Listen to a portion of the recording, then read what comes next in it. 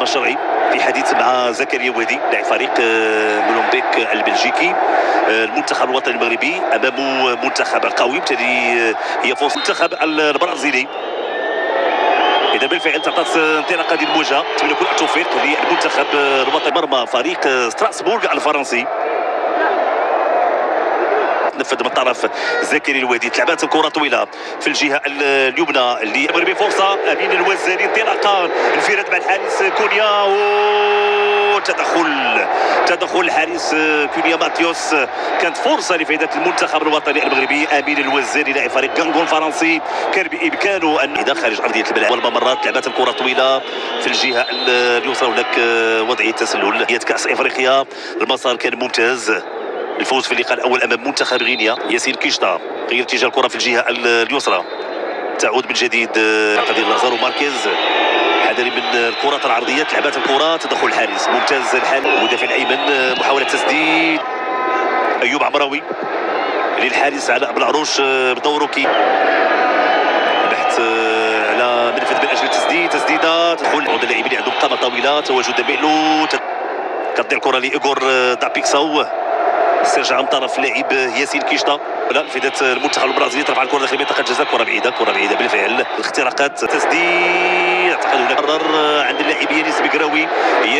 شو يعمل يانيس بقراوي؟ فرصه ممتازه، تمريره ذكيه، كان البحث على يونس طه، ولكن الكره كانت فرصه ومحاوله فائده المنتخب الوطني المغربي. في الوقت الحكم كيمنح خريط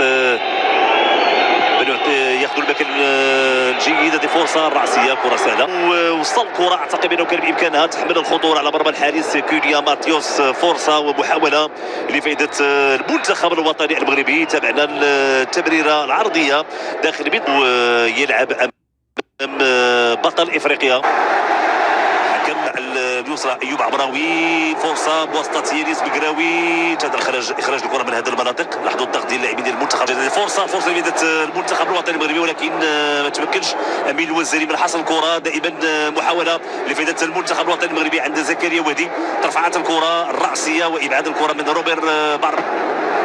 ممتازه اسامه العزوزي، كانت فكره. لاحظوا انطلاقات ديال فيتور فيريرا داخل منطقه جزاء، حذري من هذه المحاوله. فيريرا دائما محترم بالكره، لعبت الكره بسرعه داخل منطقه جزاء، حذري من الجهه اليمنى. محاوله المراوغه الدخول داخل منطقه جزاء، محاوله خطيره، تمريره خطيره، وتدخل ممتاز لعلاء بالعروش في المكان المناسب امام الكره داخل منطقه الجزاء من الجهه اليسرى. تمريره، محاوله خطيره، علاء بالعروش في المكان المناسب، خطيره لفائده المنتخب البرازيلي. كان تواجد جوج اللاعبين وعلاء بالعروش، قلت بانه لا خوف على حراسه مرمى. وصلت لاندري دو سانتوس، والان المحاولات ديال المنتخب البرازيلي في الوقت اللي هناك رايه. التسلل كان واضح على فيتور فيريرا، ولاحظوا الخروج الموفق ديال علاء بالعروش. هنا التدخل الممتاز على طريقه كيد حراس كره اليد. المنتخب الوطني المغربي سليم اجباري داخل منطقه الجزاء، فرصه تسديد، هدف اول لفائده المنتخب الوطني المغربي.